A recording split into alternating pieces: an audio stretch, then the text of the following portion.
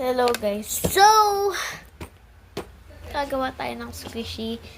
So, tutorial lang guys. Kasi, ito guys, nakita ko, konti na lang yung laman, kaya kinuha ko na. Ito yung ginagamit. Yung isa, hindi na ginagamit, kaya nalagay ko na dito. Para hindi magalit yung mama ko. So, first, kailangan nyo ng ganito. Pero kapag wala kayong ganun, pwede namang ilan. So, ito lang yung laman ng cotton balls. Yeah, ito lang. Yan, ganyan. So, ilalagay natin yan dito. Shoot.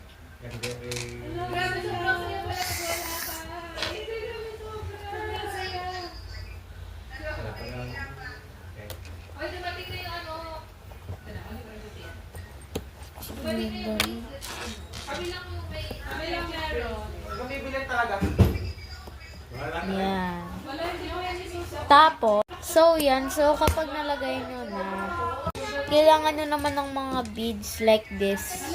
Siyempre, ganito. Tapos, ilalagay nyo dito para may sprinkles naman yung squishy nyo sa loob.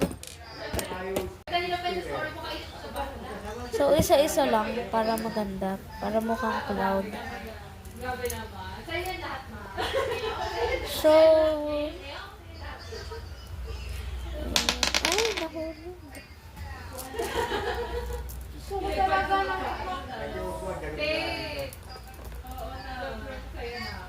Para siyang slime. And finally, sarado nyo. Pero kung may gusto pa kayong idagdag, magdagdag kayo. Pero may idadagdag pa ako dito. Maghanap tayo. So, ito yung mga gamit ko guys. So, ito na yan guys. Tapos, nandito yung mga iba. So, maghanap tayo ng pwede pa nating idagdag. So, ayan, bawal natin yung idagdag kasi ginagamit yan. So, not that. Naisip na ako. Ito. So, ito. Ay, wala dito, guys. Hala.